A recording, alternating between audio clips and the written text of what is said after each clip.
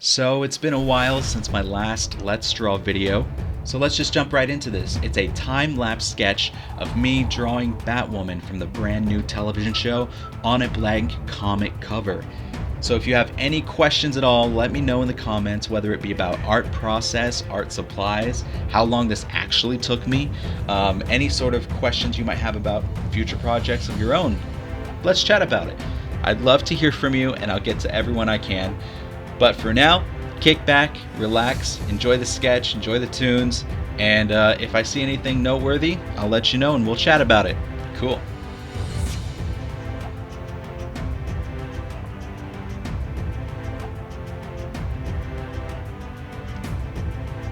So after finding a good reference image on Google, what I like to do is just take a basic mechanical sketch pencil and just lay out all the details I can about the costume, the figure, posture, detail placements, wherever the shadows might be, weird little lines in the costume or belt details, as you can see right there.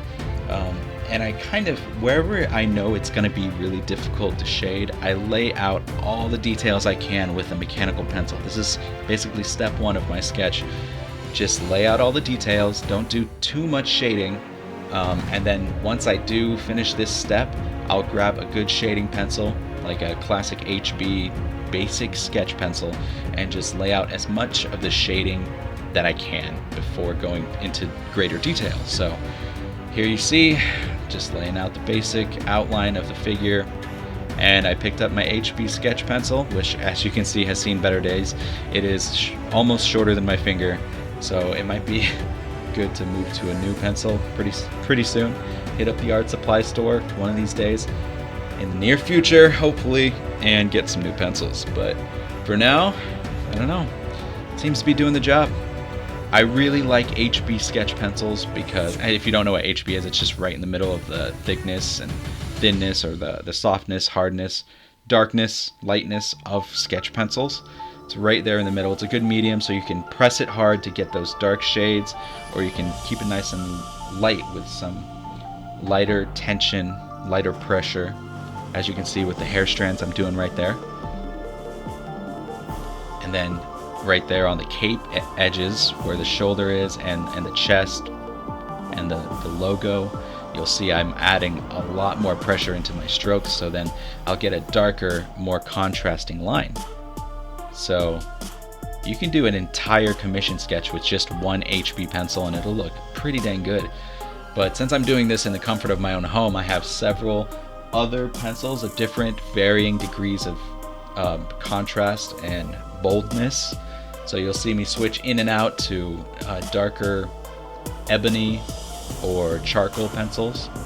But I just like to start the shading process with a good HB right in the middle. It's a good healthy medium.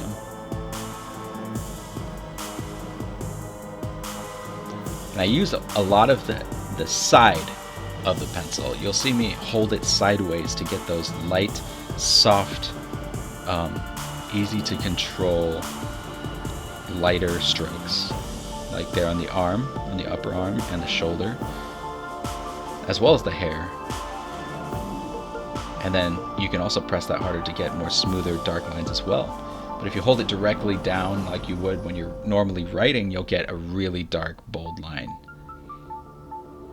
Pencil is something I've been working with since I was 5 years old, so I just feel really comfortable using it. I'm still kind of learning the world of markers. I should try more colored pencils, because markers, jumping from pencil art like this to the world of markers, is not a good transition, and I've been struggling a lot with blending alcohol-based markers or just normal markers, and yeah, that's tough.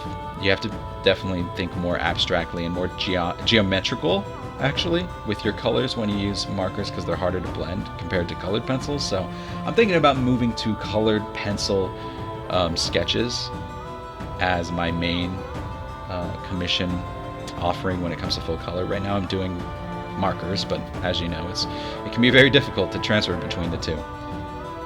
So something I've been considering. How about you? Do you do commissions in colored pencils or just normal pencils with black and white? digital. I love doing digital color commissions. Those are always fun. Do you do blending markers? Blending markers, most difficult in my opinion, but most people just really excel at it. If you have any tips or tricks, let me know.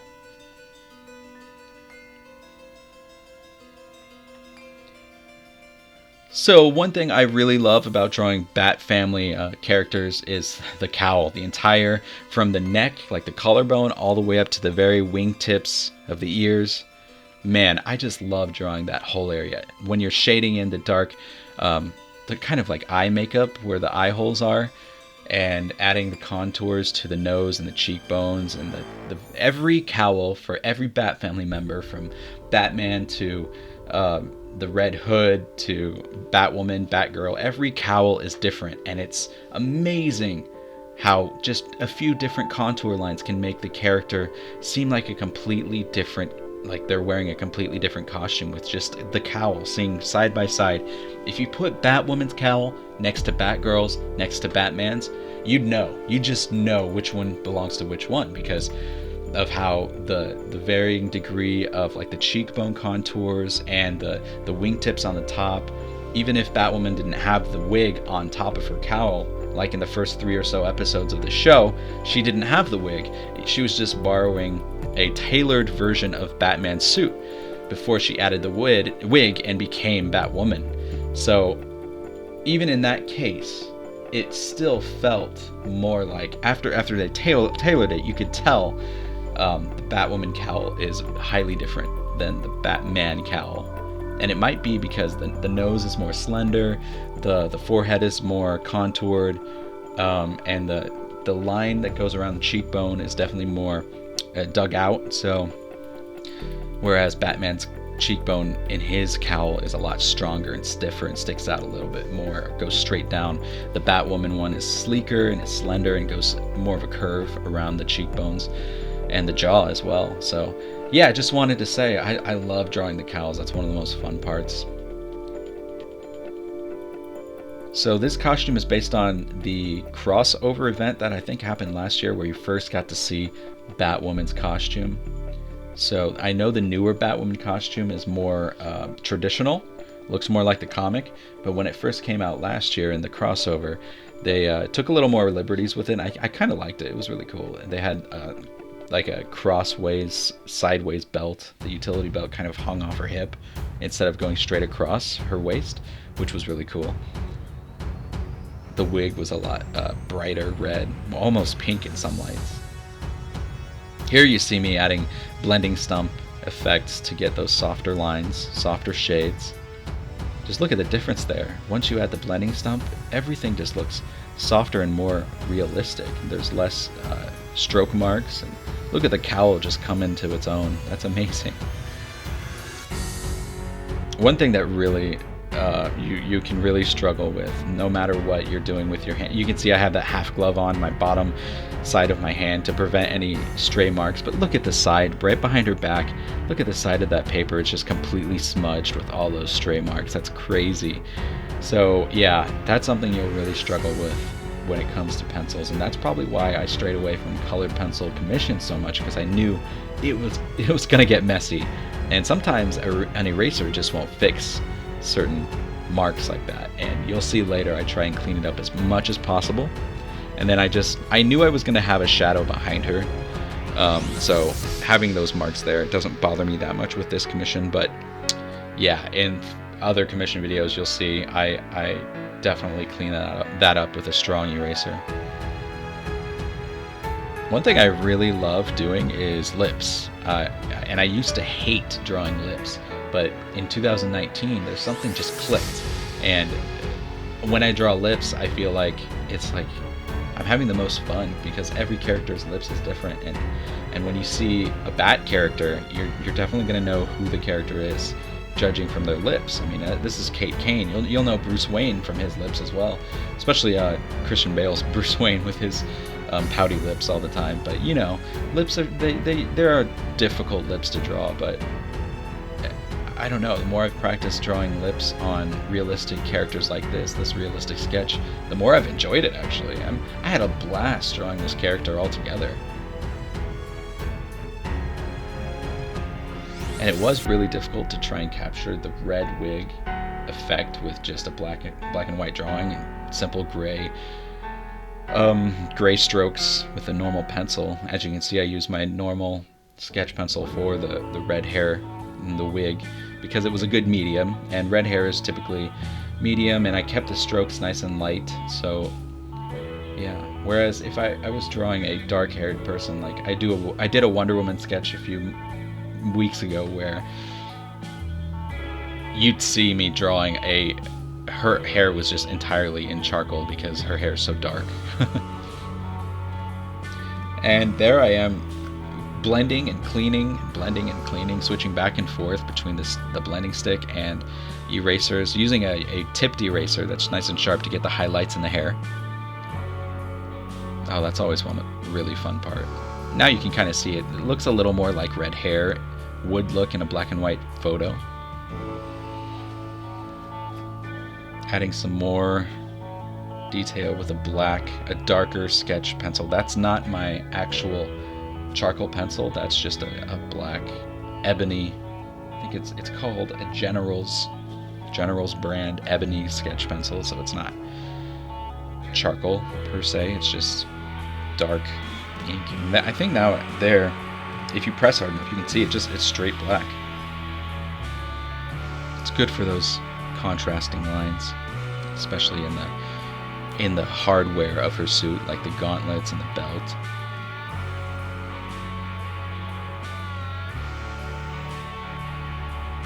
And I also did use the same eraser to capture the reflective lines that you'll see near her chest and her shoulders and her arms, just to get more of a depth to it by bringing some highlights around the shadows where the light would shine. And I think I did switch to my charcoal pen there. Yeah, my charcoal pencil for all the really deep contrast lines. Add more depth, even to the hair, just light charcoal strokes with the hair. Really makes the cape darkness behind her body stand out when it's dark with charcoal like that.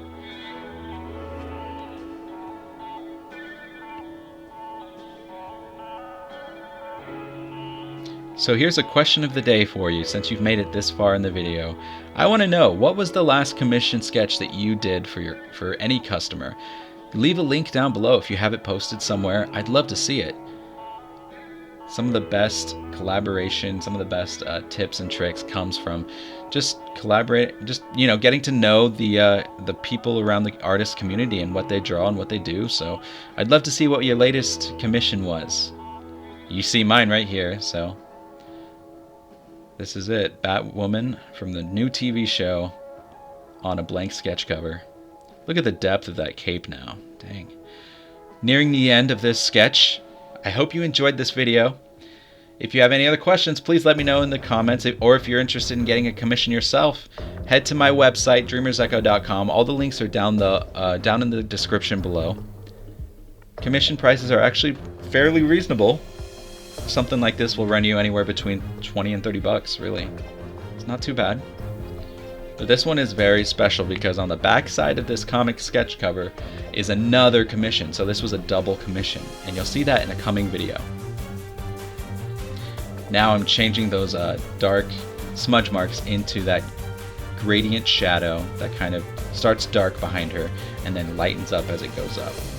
So it's a classic, heroic shadow behind a hero that you'd see on a sketch or any comic book cover. There you go. And I'll start that with the charcoal, and then I'll blend it in, and here we are, cleaning it up. And signature, and it is done. There you have it. Check it out, the finished Batwoman sketch. Hope you enjoyed this video, guys. Thanks for tuning in.